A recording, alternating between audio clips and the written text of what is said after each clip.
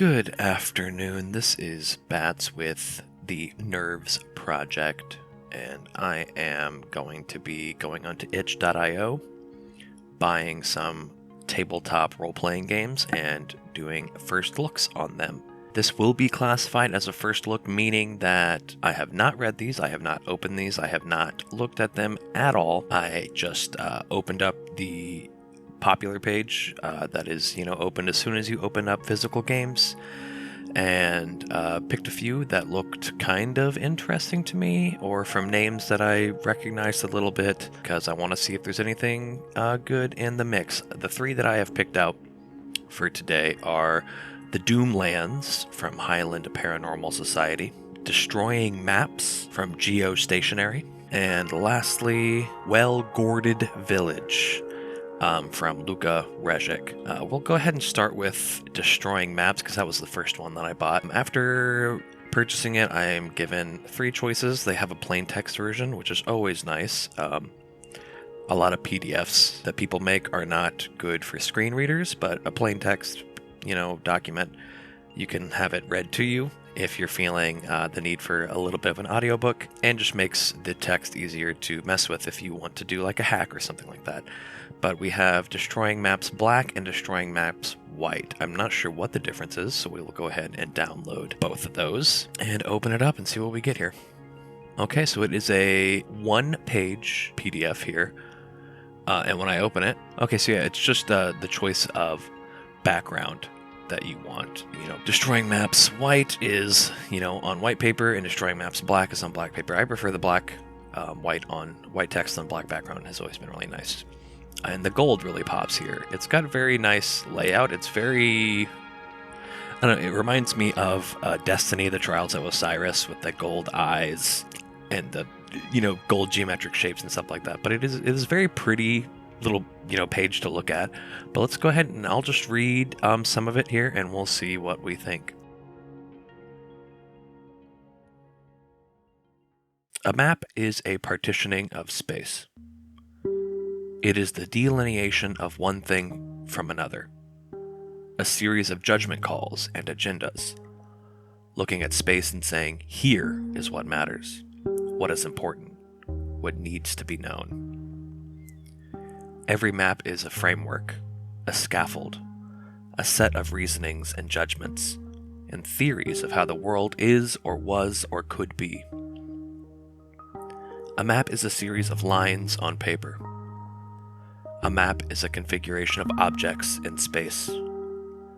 A map is how one person may know another. A map is not the territory, but it may be and always is a territory. Maps are arguments, specific configurations and conceptions of the world that we may call truth or fiction.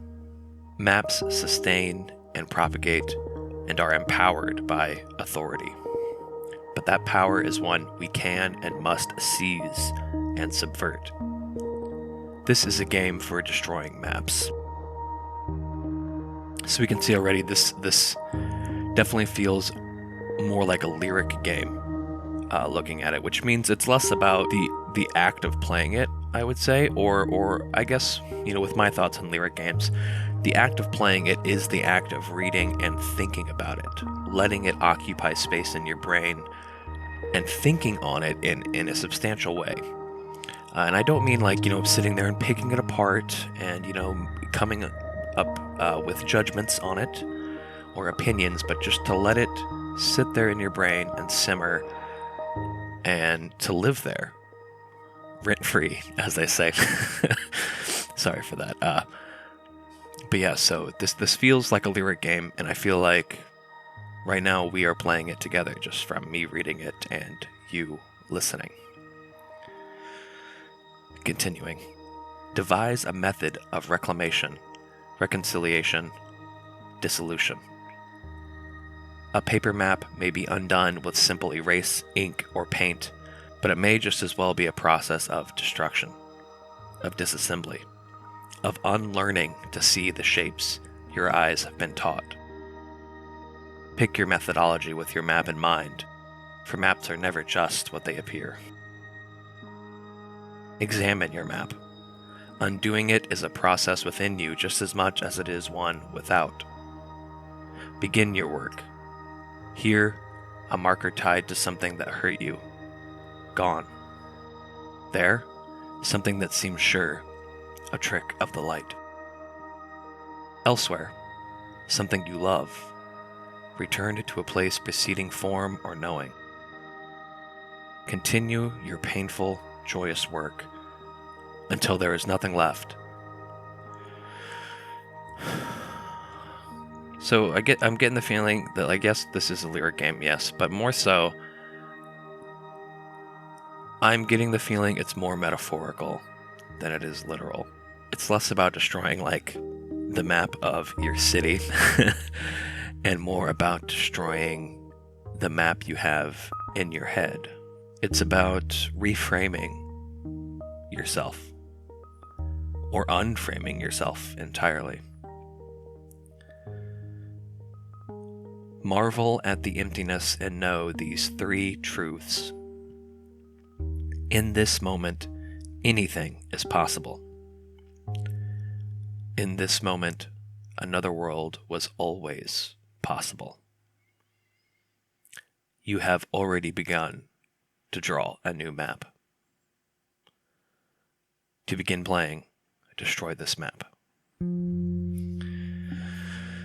And that is the entirety of destroying maps. It's definitely interesting. I think it is a good thought exercise. I think it is something, that you could probably read, and like I said, it will probably occupy your brain for a little bit, and then kind of fade away, and maybe worm its way back in every once in a while when you're not expecting it. I like the idea that the game itself is a map, because it is telling you what to do and how to do it. It is telling you, that there is a problem and that here is how you fix it by destroying a map. And then kind of at the end there, turning it and saying that, this game is also a map, so you must destroy it to begin playing. I think that's interesting. I think it's the kind of lyric game that understands its own formlessness, its own not incoherence, but its own lack of gameability, I guess.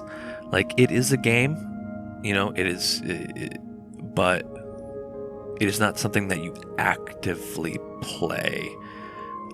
There are no rules. It is just sort of like telling you, hey, try this for a minute and see what comes of it.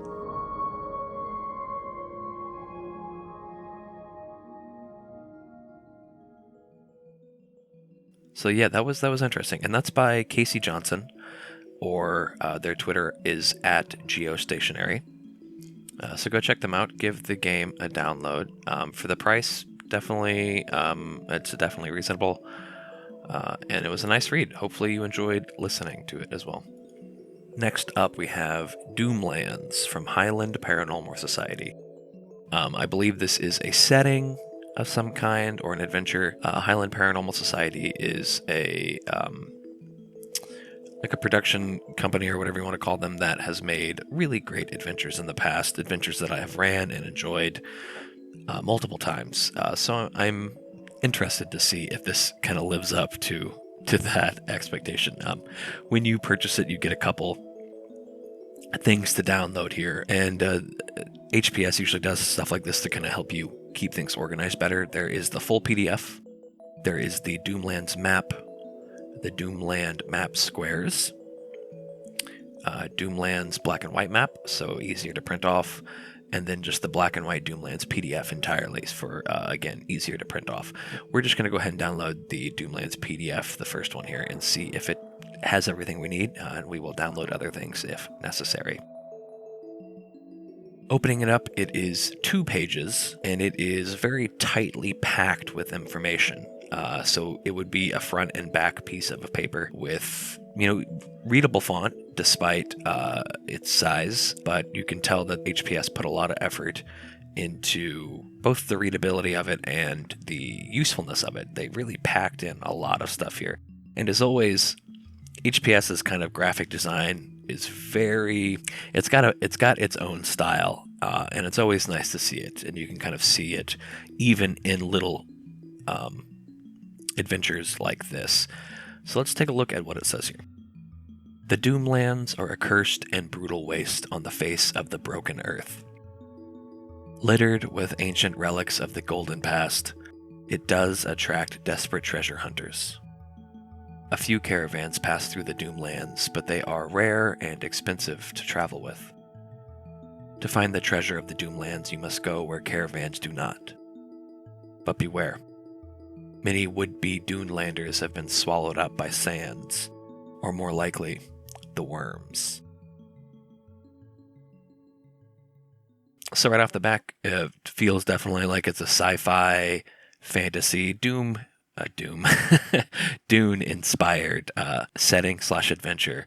I've never read Dune. I don't really care to read it personally. So if there are references that would be, tongue-in-cheek or, funny, I won't get them. So hopefully they aren't necessary for this. And usually what I've noticed when HPS is like influenced by some form of media in creating their adventures, they do a good job of not just making it like a ha-ha, wink-wink, nudge-nudge sort of thing. So let's see what we got here.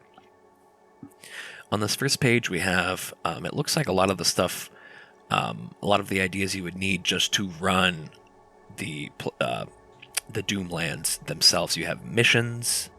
There are 6 missions they have here from different, looks like guilds, like the Hunters Guild, the Chemists Guild, the Church of the Void.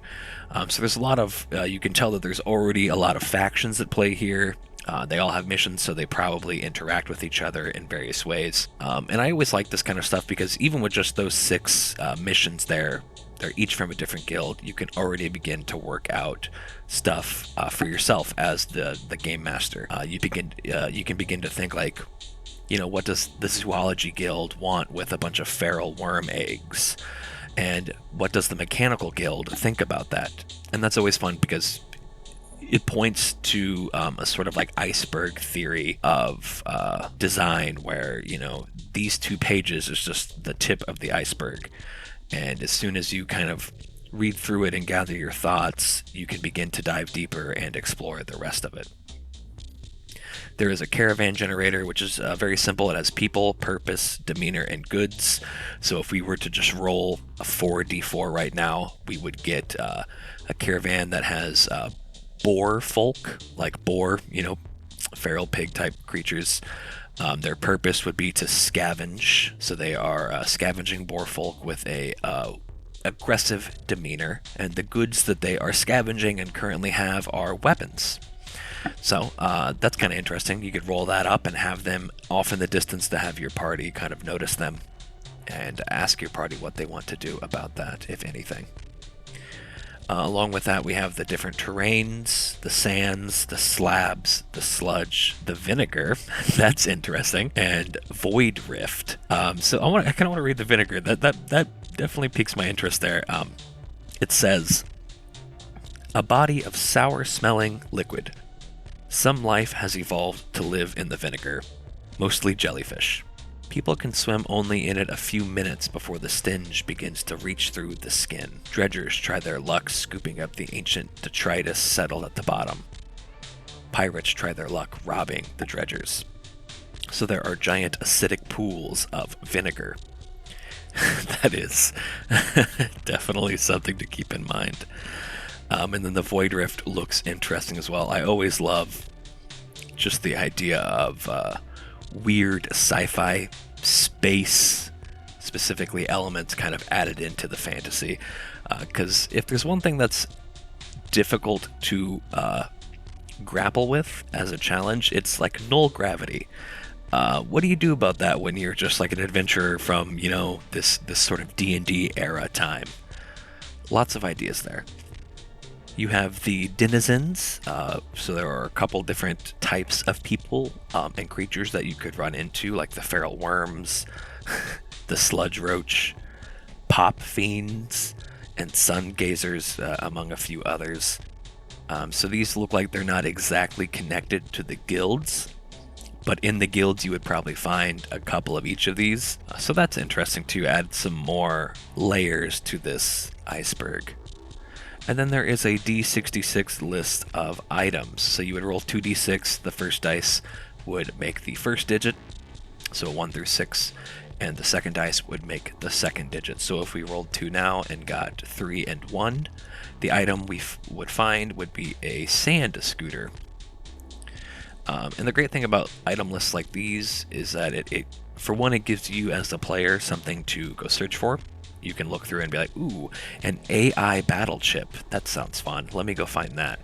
But also, it kind of, you as the game master can get a hint of the technology around, and it sort of builds up the arsenal available to not only NPCs, but to the world. You know, the world has these things, and you can think about why they have them. What was their purpose? What do they use them for?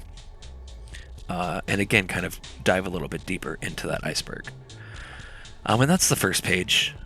Heading onto the second page, we have this map that is sort of like a checkerboard with A, B, C, D, E, F on the top and 1 through 9 on the side. So you would say like A9 and go to the bottom left, or D5 and go like straight towards the middle area.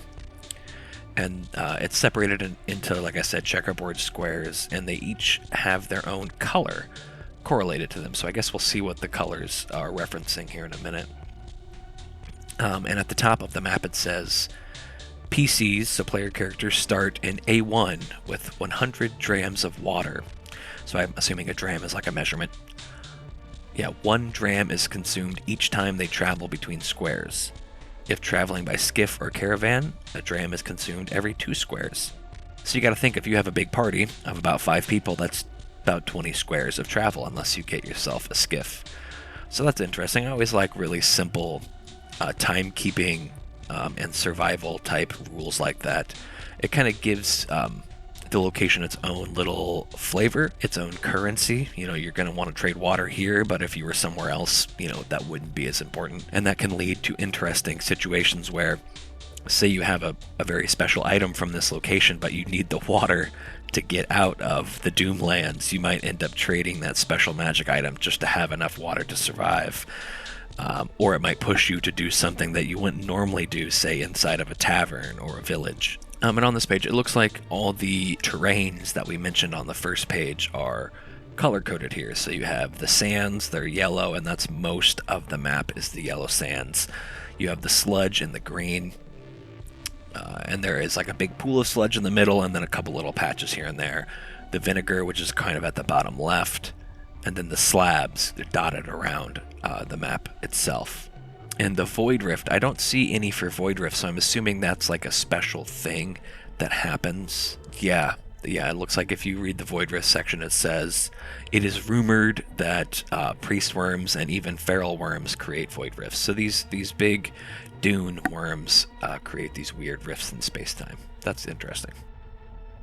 On top of those color-coded checkerboard squares, you have places and events. So some of these locations, they have the terrain plus something a little extra. So like if you went to D2, that is the sands, and it has a place or event. It says 3 priest worms speak to a feral worm in a deep droning language. They begin to levitate slightly until a void rift opens and sucks in the feral worm. It closes instantly, and the priest worms continue to wander the sands. So yeah, I guess that answers what we were just talking about too, that these void rifts kind of happen because of these creatures, these priests, and that's pretty close at the top of the map. That could be one of the first things you end up running into. And it looks like each of the locations, if they do not have one of those places and events on there, and there are only 1, 2, 3, 4, 5 of them, you end up rolling a random encounter based on the terrain. So like the sands, since there are more squares covered with the sands, there are 20 random encounters you could run into, and just a couple looking at them. You have rain, a light rain falls briefly, gain 1 dram of water. You have stuff like that, and then you have something like number 15, which is a comet shoots overhead, gives a red glow to everything. But my first thought when the comet shoots overhead is, of course, it crash lands somewhere in the Doomlands, and you want to go scavenge the area for something. You have the sludge. There's a D8 random encounter table for the sludge. The vinegar also has 8, as do the slab. Overall, though, it looks like it is a pretty big map comparatively. You know, if there are 5 along the top and 9 along the side, there are 45, locations you can run into, and each one is going to have some sort of encounter or event, which is always great because you'll have some hex crawls or point crawls or even dungeon crawls where there will be spaces where nothing happens and you're just kind of forced to be like, oh, there's nothing here, let's move on. Or you try to come up with something on the spot and you're not always ready for that. But at least with this, you can always roll the dice and see what happens. And it doesn't have to be anything big or explosive or immediate, but it's something. Like this one. This one just got me to laugh when I was looking over at, if you're in the sands and you roll a 19 on the random encounter table, it is a rusted radio obelisk playing ska. So that's one thing that I always love about HPS's stuff is that there's always this great voice that is fun, jovial, and you get the feeling that they're always kind of pushing to have a great time at the table. They're not looking for anything too serious, nothing too dramatic, just fun encounters, fun set pieces. And all around, this seems like a great adventure to run, something that you could run even if you're a newer game master. So I would definitely recommend picking up the Doomlands. It is $5 over on Highland Paranormal Society's itch.io page. But with that, let's move on to the last thing we want to look at today, and that is the Well-Gourded Village. And I'm assuming that is a pun because there were a lot of pumpkins on the front page. And when you purchase this little adventure, I'm assuming it's an adventure, you get a villager's PNG, so I'm assuming that is like character portraits. We'll go ahead and download that, but you also get the PDF itself, and let's go ahead and get that as well. So we'll open up the adventure here. It is only 6 pages, so that's great. It is a self-described Halloween few page RPG. So we can see this is the perfect time, the perfect day to be reading such an adventure. Art and words by Luka Rejic and map by Dyson Logos.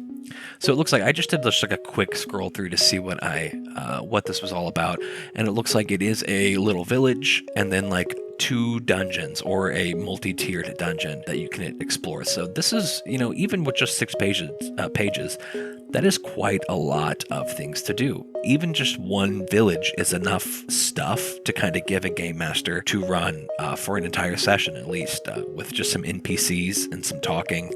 The players will definitely run away with that and make it a lot more than you probably thought it would be. So there are a couple quotes which I'm not going to read because that's a lot. I'm assuming that they are just kind of helping you set the tone for Halloween, but it is already at that time. I am already in the spirits. So the first thing we see is it says, first of Hell's month. Who is visiting this year and why? And it gives you a D6 table of some interesting people who have come to visit. The honest backrooter, the runaway bank robber, the undercover thief catcher, the hard luck string plucker, the wealthy student sibling, and the gonzo reporter. So those all, just from the titles alone without reading the information about them, those sound like fun characters, fun NPCs to run, or even players for you to create and take on yourself. Then you get some more random tables. Luka Rejic is a pretty big fan of what they actually describe as the non-canonical settings. So locations made up of random tables that help set the tone, give you a bit of a vibe and a lot of different options, but nothing that is concrete or specific that you have to do. So each table, there's 3 tables here. Why didn't the Gordians expel them? So I'm assuming they're talking about this visitor. And then it says, a gong. Where is everyone? So that looks like a random table of strange things that happened that were abandoned. Or even just like creepy things. Like let's read some of these. There's unmade rooms in the hotel. Cooling meals in the inn attract a couple of raccoons. footprints around the pool. So yeah, these are like little clues or weird going-ons that suggest that everybody has vanished. And is this a clue, a rumor? Is the final table. And these are some, it looks like some more weird things, like a lifelike portrait of a hero carved into a pumpkin. A private letter from a neighboring village sealed.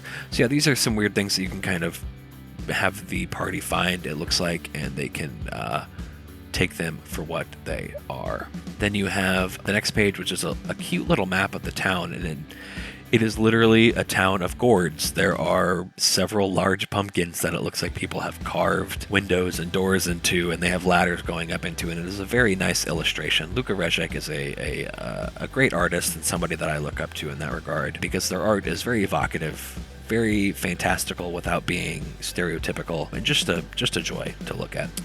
And along with the village, we have several random tables again with the village notables, the local sites, Gordians. That makes me laugh. I don't know why. Sights and sounds, tools, and treats. There's enough things here for you to fill up this Gordian village and make it feel alive. If the party enters the village, you can roll a village notable and say you get Therapist P. Redfruit, very upper crust and a fond gardener, and you as the game master can kind of run with that and have fun with it. Local sites, you have the 3 stones of the 3 avatars. Don't know what that means, but you can come up with something there, or even let the players ask questions when you just tell them that there are 3 avatars and come up with the answers as they ask them. I know that sometimes it's hard to leave things unanswered before you begin a session, but it can be easier to wait for the question to be asked, and maybe that will spark the fire in your brain to come up with something possibly a little weird and Halloween flavored. Of the Gordians, we have some people like Humble Pie, who is more kobold than human and quite whiny, and somebody simply named Wood, which is a wooden dog. It's a centuries-old shell for someone's pet. Sadly, Wood can't talk, so it looks like it's a wooden dog that had someone's spirit kind of infused into it. That's cute. Sights and sounds, a tumbleweed tumbles through, laughter echoes in the park, a dog wolfs down a forgotten pumpkin pie. Very Halloween-flavored stuff. I really like that. I feel like you can really literally smell this adventure. You can smell this city, the pumpkin pie, the large gourd houses, the wooden dogs. It looks like a hoot. It sounds like something already that would fit into Over the Garden Wall, which I know is a rather popular piece of animation, American animation, in the tabletop role-playing sphere, and it looks like this maybe was not inspired by it exactly, but it definitely has the same flavor as it. So those of you who liked that mini-series would definitely find this a fun little treat. And then we get into the as they call it, the deep root of the matter on this page that is called "I Heard It on the Pumpkin Vine," which is cute. And we have just a section called The Truth. And I'll read a little bit of it, just so we can kind of get the idea of exactly what's going on here. All the ancient customs and pumpkin traditions were invented by the founder of Grain Gourd, El Automile, to create a sense of community and belonging among the villagers. Even the old name Iskel Berriar, I'm not exactly sure how to pronounce that, was invented by fiddling with an old continental phrase from Deathbringer, roughly renewer. Automile, a phytosplicer of some renown, adapted a fantascientific technology from 3 creations before the renewer. They created a biological plant machine capable of creating a rejuvenated duplicate of a human body and personality both. Well, that is fascinating. So they used pumpkin tech to create clones. That's wonderful. For the last 3 generations, Automile and the inner circle of Grain Gourd have been slowly traveling through time, abmortal thanks to their pumpkin renewer. Over the years, many have become convinced that Automile is more than just a scientist, that they are a sorcerer and perhaps a prophet, and that the Renewer is a manifestation of the divine. Yeah, I don't blame them. If you're creating clones from pumpkin tech, you're probably a little bit more than just a scientist there, Frankenstein, Victor. So it is that every first Hell month, when other local communities visit their burial mounds and make offerings of pine honey, mead, and pumpkin pies, the chosen of Grain Gourd submit to the renewing pumpkin. In the root system of the Great Hall Pumpkin, the GHP, they let the Renewer weave its pod about them, breaking them apart and rebuilding them in a new body, old memories intact. So it's less of a clone and more of, well, like they call it a Renewer. It's a clone, but they destroy the old body so that your body is yet again new. That is fucking weird. But I like that. That is goofy and interesting, and I still think that kind of fits well with the over the garden wall aesthetic that's going on here. The deep roots. A convoluted living tunnel of wood curls and twists 100 feet deep into the soil beneath the Great Hall Pumpkin. Finally, a door, like a grinning orange face.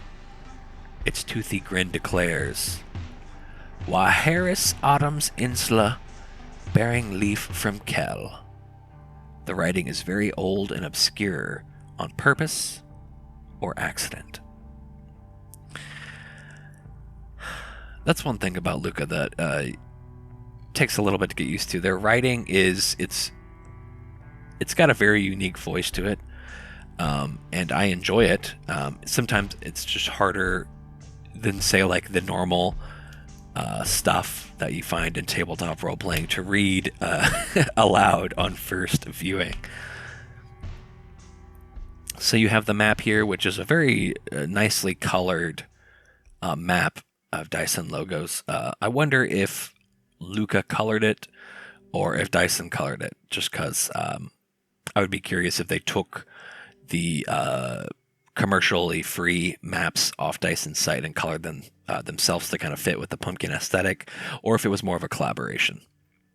So then you have, this is interesting, there are no set encounters in these dungeon rooms. Instead, each room is kind of labeled as either one of the Hall of Seed and Juice, the GHP Operations System rooms, or the Control Halls. Each one is labeled as such, each room in the dungeon is, and then each of those sections has random tables on them, so you can roll randomly to get what is in the room or what's happening in the room. So when you first come in, you would be in the Hall of Seed and Juice, and that is the only room in that section, and it is a very large kind of centralized chamber. So for that one, I would assume that each of the 6 on this random table are less random and more, you can kind of describe those going down as people begin to search the room, or just, use it as part of your narration. But then you have, branching off from that big central chamber, different rooms in the GHP Operations System rooms and the Control Halls. And when you enter, say, this room on the right, you would roll and get possibly a renewal reader unit and find out exactly what that is. Because it is not explained. You would just kind of have to take that and run with it if that's your sort of thing. So the dungeon, it's a very interesting layout to do for a dungeon, where there are no set encounters in each room, and you're just kind of working with a list of possibilities that you find as you go. There is a second floor to the dungeon. This one kind of follows the same procedure as the first, with these variously labeled sections, and some of these sections have multiple rooms on the map itself.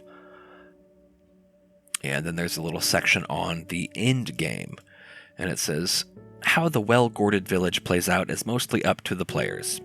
The villagers are not outright hostile, but the heroes may well decide they are dangerous pod people, and things will degenerate from there. And it gives you like a D6 table of possible options, like join us. Automile may ask heroes with useful skills to join the community. Murderers, if Automile is killed, the villagers will be furious and send cloned hunters to pursue the heroes. Or something that says, like, the Renewer changes the world. Heroes bring proof of the renewer to the world. The richest and most powerful win. An abmortal cast. That is a very strange little adventure. Like I said, though, I like the vibe. I like the aesthetic of it.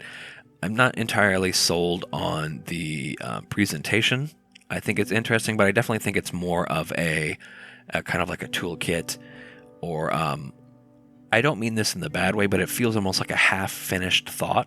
Almost like Luca is like leading you to the river, and you have to decide if you want to drink or not. So there is a lot here. There's a lot you can use, plenty of information to just run the adventure straight up, but there are no answers given to all the questions. There are a lot of things that are said, a lot of words kind of put together to create some new meanings that you have to figure out on your own as the game master, which, if that is your cup of tea, this adventure is perfect for you. If you are more looking for everything to be explained, perhaps the Doomlands would work best for you. Either way, I think that those are kind of two adventures on either side of the spectrum. Both of them weird, though, and both of them very beautiful and interesting.